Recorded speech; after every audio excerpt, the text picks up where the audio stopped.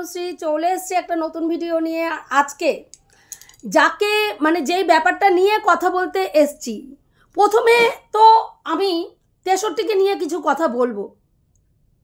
তোমরা দেখেছো যে ৬৩ হঠাৎ খচে গেছে, কারণ রুনাদি একটা ভিডিও করেছে যেখানে ম্যাডাম রুনাদিকে প্রফেশনাল ওয়েতে রুনাদি ভিডিও করে সেটা বলেছে।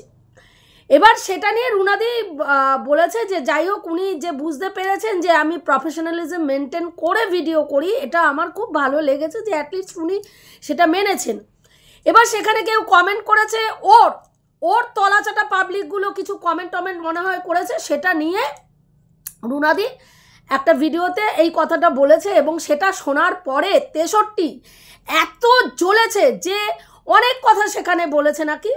তো সেখানে কিছু বক্তব্য নিয়ে রুনাদি কেন ভিডিও করলো, মানে কোন কন্টেন্ট ক্রিয়েটার কাকে নিয়ে ভিডিও করবে, কি ব্যাপারে ভিডিও করবে, সেটা ওর মতন ইতর নচ্ছার বজ্জাত বেজন্মা ঠিক করে দেবে। ভাবুন কি পরিস্থিতি এসছে আমাদের, মানে ওর মতন যেটা পাতে নেওয়ার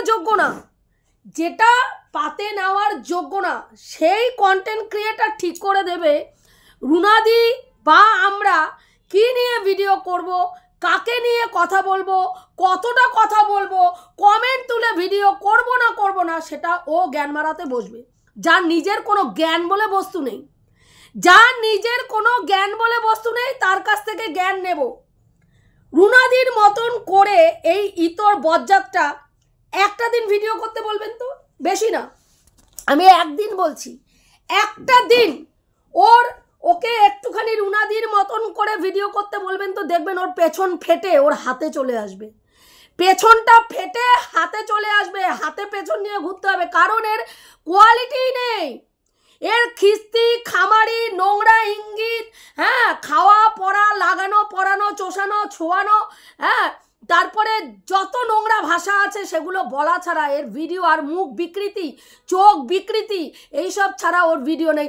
চলবে, এটা হচ্ছে ওর কোয়ালিটি, ওর ভিডিওর কোয়ালিটি হচ্ছে চলবে। শুনেছেন আপনারা লাতখোর ছেলে পেলে ছাড়া এই ভাষা শুনেছেন কোনো ভদ্র সভ্য ঘরের হাউস ওয়াইফের মুখে? শুনেছেন আপনারা? দুটো কুত্তি আছে হোয়াইটের মধ্যে, দুটো কুত্তি, ওই দুটো কুত্তির মুখে শুনবেন। এই এক নচ্ছার বজ্জাত, আর একটা হচ্ছে 49, এই 49 আর 63 মুখেই আপনারা শুনবেন চলবে আববে তোর কি হয়েছে বে।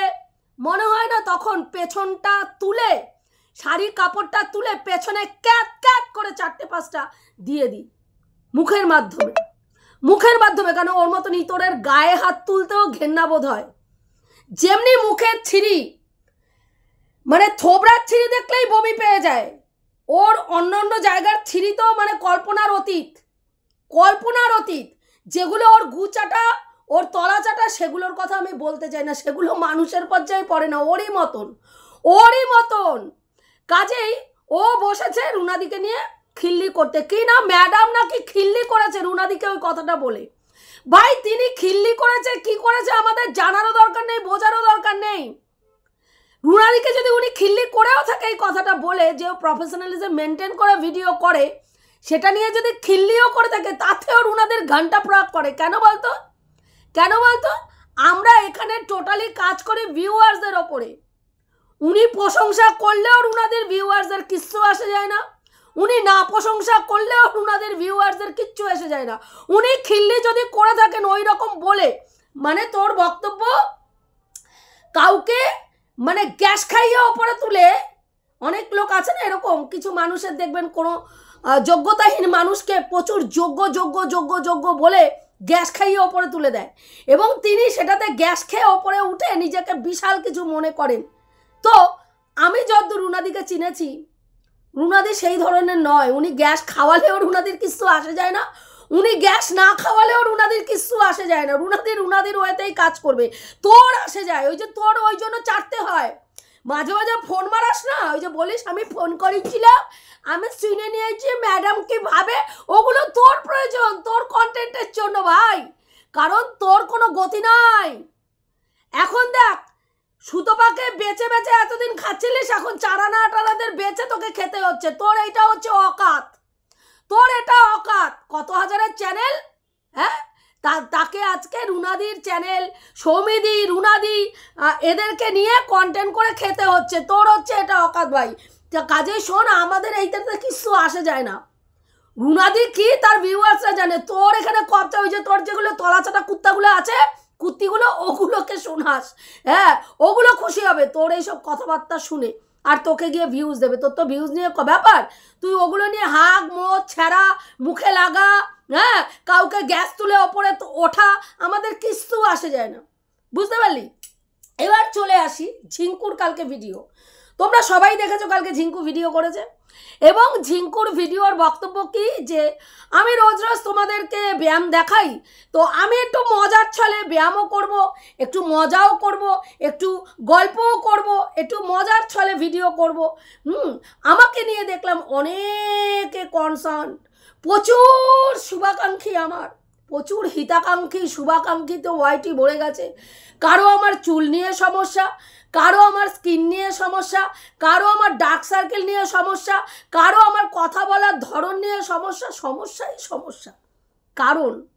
কারণ তোমার ভিডিও, হ্যাঁ, ওই যে যোগা সে হোগা করো না, ওই যোগা হোগাতে কেউ তোমার পেছনে গিয়ে, হ্যাঁ, চাটবে না।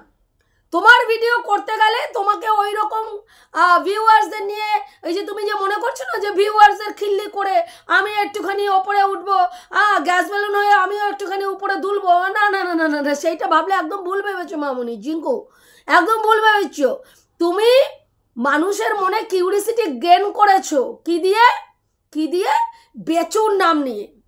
যদি তুমি বেচুর নাম নিতে না নিতে, তুমি তোমার ভিডিওতে হাগো মতো ল্যাংটা হয়ে নাচো, কেউ তোমাকে চুপি দিয়ে দেখতে যেত না, কারো ইন্টারেস্টই ছিল না। কিন্তু যেহেতু তুমি বেচুর নামটা নিয়েছো, সেই কারণের জন্য যেইটুকু ভিউজ এখনো পর্যন্ত তোমার চ্যানেলে হচ্ছে সেইটুকু হচ্ছে। যদিও তুমি আসার পরে বেচুর জীবন পুরো ঢাস হয়ে তলায় ঢুকে গেছে, কারণ তোমার মতো নোংরা মহিলার সঙ্গে বেচুকে কেউ ইনভলভ হতে দেখতে চায় না। এবং যেদিনকে তুমি ঢুকেছো বেচুর জীবনে, সেদিন থেকেই কিন্তু তোমার কি হয়েছে, বেচুকে এই যে সবাই চাপদাড়ি রাখা শুরু করেছে, এবং দাড়ি বিভ্রাট এমনভাবে ঘটেছে বেচুর জীবনে যে প্রত্যেকটা ভিউয়ার্স বেচুর এসে দাড়ি কাটার অনুরোধ করছে। সেই দাড়ি কাটার অনুরোধ করতে করতে তারা যখন ক্লান্ত হয়ে পড়েছে, বেচুর ডেসপারেটলি দাড়ি না কেটে একই রকম ভাবে তার ভিডিও চালিয়ে যাচ্ছে। যথারীতি তার ভিউয়ার্সরা তাকে সাপ জুতোর বাড়ি মেরে একদম তাকে তার অকাতটা বুঝিয়ে দিয়েছে। আজকের ডেটে দেখো, কালকের ভিডিওতে মাত্র 8,000 ভিউজ হয়েছে। তা তুমি কি মনে করছো যে তুমি যাকে বেয়ে ওপরে উঠতে চাইছো, যেই গাছটাকে ধরে, তুমি তো পরজীবী, যেই গাছটাকে ধরে তুমি মাচার ওপরে উঠতে চাইছো, সেই মাচাটাই নড়বড়ে হয়ে গেছে, বুঝতে পারলে? তার ভিউজ তলানিতে এসে ঠেকেছে, কারণ তার ঔদ্ধত্যনেস মিন এই যে ভিউয়ার্সদের কথা না শোনা, ভিউয়ার্সদের পাত্তা না দেওয়া, অ্যাডামেন্ট হয়ে যাওয়া, এটা ভিউয়ার্সরা নিতে পারছে না। আজকে ভিউয়ার্সরা ভেবেছিল যে একটা সময় এই বেচু ভিউয়ার্সদেরকে মাথায় তুলেছিল। কিভাবে মাথায় তুলেছিল? না, তোমরাই তো আমার সব, কত দিদিরা, দাদারা, কাকু কাকিমারা আছে যারা আমাকে অন্তর থেকে ভালোবাসে, তোমরাই আমার সব, তোমরাই আমার সব কিছু, তোমাদের জন্যই আমি আছি, তোমরাই আমার মাথার ওপরে আছো বলে আমি বেঁচে আছি, এই যে কথাগুলো বলে বলে ভিউয়ার্সদের মনে একটা জায়গা তৈরি করেছিল। শুধু তাই নয়, সিঙ্গেল ফাদার, আমি সিঙ্গেল ফাদার হব, আমি সিঙ্গেল ফাদার থাকব, আমার ধ্যান বাচ্চা, আমার জ্ঞান মা, আমার জ্ঞান বাবা, মা বাবা সন্তান, ধ্যান জ্ঞান চিন্তামণি, এদের ছাড়া আমি আর কিছু নাহি চিনি।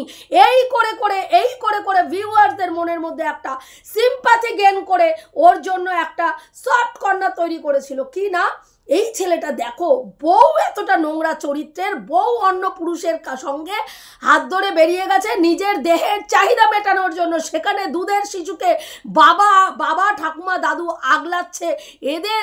এদের যে পরিণতি, এটা দেখে সত্যিই খারাপ লাগছে, এবং এদেরকে ভরে মানুষ গিয়ে ভিউজ দিয়েছে। আজকের ডেটে মানুষ বুঝতে পারছে এই বেচু পুরোটাই হচ্ছে মুখোশধারী, মুখোশধারী, অত্যন্ত গভীর জলের মুখোশধারী একটা মাছ, যে মুখোশ একটা নোংরা চরিত্রটাকে মুখোশ দিয়ে ঢেকে রেখেছে, যেটা বউ চলে যাওয়ার পরে বিগত 1.5 বছরে একাধিক সম্পর্কে একটার পর একটা জড়িয়ে প্রমাণ করে দিয়েছে। এবং সর্বশেষ এই যে ঝিঙ্কু মামুনির ব্যাপারটা যখন এসছে, যেই মেয়েটি তার 15-16 বছরের সন্তানকে ছেড়ে এসে তার চুলকানি মেটানোর জন্য আরও 8 বছর কোনো একটা পুরুষকে বিয়ে না করে তার সঙ্গে লিভিং রিলেশনে থেকে তারপরে বেচুর বাড়িতে এসে বেচুর সিক্রেট রুমে হান দিয়েছে, আমি জানি না। ভিডিও দেখে, মনুর ভিডিও দেখে আমরা বুঝতে পেরেছি, মনু প্রমাণ সমেত দেখিয়েছে বেচুর সিক্রেট রুমে এই ঝিঙ্কু ঢুকে বসে রয়েছে এবং সেইখানে দাঁড়িয়ে বেচুর এই চাপদাড়ি রাখা এবং ভিউয়ারদের চাপদাড়ি কাটার কথা বলার পরেও সেই কথাকে তুচ্ছ তাচ্ছিল্য করে এইরকম করে ঝেড়ে ফেলে দেওয়া, যেটা বেচুর ভিউয়ার্সরা নিতে পারেনি। এবং সেই জায়গায় দাঁড়িয়ে আজকের ডেটে বেচুর থেকে সবাই মুখ ফিরিয়ে নিয়েছে এবং বেচুকে নিয়ে যারা পজিটিভ ভিডিও করতো, এখানে প্রত্যেকটা কন্টেন্ট ক্রিয়েটার এই যে ভালোবাসি ভালোবাসি ভালোবাসি মারায় না, হ্যাঁ, একেবারে ভুলভাল। এখানে কেউ কাউকে ভালোবাসে না, এখানে শুধু স্বার্থের সম্পর্ক। তোমাকে নিয়ে ভিডিও আমি ততক্ষণই করব যতক্ষণ আমার ভিউজ হবে। তোমাকে নিয়ে ভিডিও করে যদি আমার ভিউজ না হয়, আমি 1 দিন 2 দিন 3 দিন 10 দিন করব, তারপরে কিন্তু আমি আর তোমাকে নিয়ে কোনো কিচ্ছু বলবো না। যথারীতি আজকের ডেটে বেচুর থেকে তার ভিউয়ার্সরা সরে গেছে, এক এক করে সমস্ত দিদিরাও, ভালোবাসার দিদিরাও সরে গেছে। কিছু ভিউয়ার্সের এটাও প্রবলেম যে কিভাবে এই জাস্টকে বেচু ধোকা দিয়েছে, কিভাবে জাস্টকে ব্যবহার করেছে। তাদের এইটুকু সেন্স নেই যে শুধুমাত্র বেচু তাদেরকে ব্যবহার করেনি, বেচু কেউ এই জাস্ট ব্যবহার করেছে। জাস্ট গেছিলই ওখানে, হ্যাঁ, ভ্যানিটি ব্যাগ ঝুলিয়ে তার পুরি ভরার জন্য, তার ঝোলা ভরার জন্য, বেচুকে সাহায্য করার জন্য নয়। তার দরকার ছিল ভিউজ, এবং তিনি বুঝেছিলেন যে ওইখানে গিয়ে যদি আমি ভেতর থেকে খবর নিয়ে আসতে পারি, তাহলে আমার এই হট কন্টেন্টটা ভিউয়ার্সরা খাবে, ভিউয়ার্সরা আমাকে ভিউজ দেবে এবং ভিউয়ার্সদের মন জুগিয়ে আমি চলতে সক্ষম হব। এতে আমার চ্যানেলের ভিউজ বাড়বে, গ্রোথ বাড়বে এবং আমার মাস গেলে মোটা টাকা ইনকাম হবে। এবং সেটাই তিনি করেছেন। আজকের ডেটে দেখুন, বেচুর ভিউজ পড়ার সাথে সাথে এই দিদিরও কিন্তু ভিউজ তলানিতে এসে ঠেকেছে। একটা 63,000 চ্যানেলের ভিউজ আজকে 2-3 হাজারে নেমেছে, 2-3 হাজার। এমনও দিন আমরা দেখেছি এই ক্রিয়েটার অন্য কোনো মানে ভিউয়ার্সদের, অন্য কোনো ক্রিয়েটারদের ভিউজ কম হলে ব্যঙ্গ করত, ব্যঙ্গ। কমেন্ট বক্সে গিয়ে ওপার বাংলার যে লাতখোরটা আছে, সেই লাতখোর নচ্ছারটা গিয়ে কমেন্ট করতে আমি শুনেছি, দেখেছো? হ্যাঁ, মুন্দিকে নিয়ে একদিন খিল্লি করছিল, কমেন্ট বক্সে খিল্লি হচ্ছিল। মুন্দি দীর্ঘদিন সমালোচনার জগৎ থেকে সরে গেছিল, মাঝে সমালোচনা করতোই না। তা কোনো একটা সমালোচনার চ্যানেল যদি দীর্ঘদিন সমালোচনা না দেয়, তার চ্যানেল অবভিয়াসলি বসে যায়। যথারীতি মুন্দিরও তাই হয়েছিল। এমনও হতো 13 ঘন্টা 14 ঘন্টায় 300-400 ভিউজও মুন্দির হতো না। সেখানে দাঁড়িয়ে এই নচ্ছারের কমেন্ট বক্সে গিয়ে আরেক নচ্ছার কমেন্ট করে খিল্লি উড়াতো, দেখেছো? তার ভিউজ কোথায়, মানে যে খিল্লি উড়াচ্ছে তার মানে চ্যানেলে যা সাবস্ক্রাইবার, সেই জায়গায় দাঁড়িয়ে তার 1000 ভিউজ উঠে যায়। সেই 1000 ভিউজের মানে দৌলতে তার ঔদ্ধত্য, তার অহংকার এই জায়গায় গিয়ে পৌঁছেছে। সে মানে কমেন্ট বক্সে গিয়ে খিল্লি উড়াতো যে দেখেছো 13-14 ঘন্টায় 300-400 ভিউজ হয় না, সেটা নিয়ে, হ্যাঁ, এই মানে কি বলবো, গুরু মা আর তার সাকরেত, তাদের কি হাসি। আজকে দেখুন কোথায় গিয়ে ভিউজ নেমেছে। দিনের পর দিন বলেছে এইসব আং বাং ছাং কুত্তাগুলোকে আমি রুটি ছুঁড়ে দেই না, যাকে তাকে আমি রুটি ছুঁড়ি না। কে বলতে পারে? বলতে পারেন? কে বলতে পারে? যার নিজস্ব যোগ্যতা নেই, না শিক্ষাগত যোগ্যতা, না এমন না যে সে বিশাল একটা র্যাঙ্কে সার্ভিস করছে, তাও না, না সে বিশাল কিছু অ্যাচিভ করেছে, তাও না, তার এত ঔদ্ধত্যনেস ভগবান কিন্তু সেদিন শুধু শুনেছে। অন্য অন্য ছোট ছোট কন্টেন্ট ক্রিয়েটারদের বলেছে আমি সবাইকে নিয়ে কথা বলি না, পাত্তাই দিই না, দেখেই না এদের চ্যানেল, সবার মুখে আমি রুটির দানা ছুঁড়ে মারি না। এত বড় ঔদ্ধত্যনেস। আজকে দেখুন পরিণতি। একটা 62-63 হাজারের চ্যানেল আজকে 2-3 হাজার ভিউজে এসে ঠেকেছে। আমাদের কথা বাদ দিন, আমরা তো মানে আমার কথা যদি বলি যে আমি এমন একজন কন্টেন্ট ক্রিয়েটার যে এখনো পর্যন্ত লাইভ করে, প্রতিদিন লাইভ করা তো দূরস্থ, মাসে একটা লাইভ করেও উঠতে পারি না, শর্ট ভিডিও সেটাও দিতে পারি না, চ্যানেল গ্রো যার জন্য খুবই আস্তে ধীরে হয়, 2টো করে ভিডিও অতি কষ্টে দিই, কয়েকজন ভালোবাসার মানুষ আছে তারা এসে দেখে, সেখানে যা ভিউজ হয় সেই ভিউজে 6 মাস 5 মাস 6 মাস অন্তর গিয়ে একটা পেমেন্ট ঢোকে।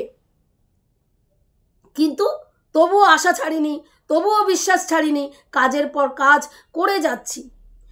কিন্তু এই সবই তোদের দেখুন যারা পরের দৌলতে খায়, যার নিজস্ব কোনো কন্টেন্টই নেই, যে পুরোটাই সুতোপার উপরে ডিপেন্ডেবল, সেই সব কন্টেন্ট ক্রিয়েটাররা রুনাদি সৌমিদি এদের নিয়ে খিল্লি করতে বসে, যে নিজে একটা আপাদমস্তক খিল্লি করার পাত্রী, যার থোবড়া দেখলে মানুষ বমি করা, মানুষ বমি মানে কি বলবো, সুস্থ মানুষ বমি করা শুরু করে দেবে, সেই ইতর নচ্ছার সৌমিদিকে নিয়ে রুনাদিকে নিয়ে খিল্লি করতে বসে। মানে আমাদের দুর্ভাগ্য এগুলো, এইসব ইতরগুলোকে দেখতে হয়।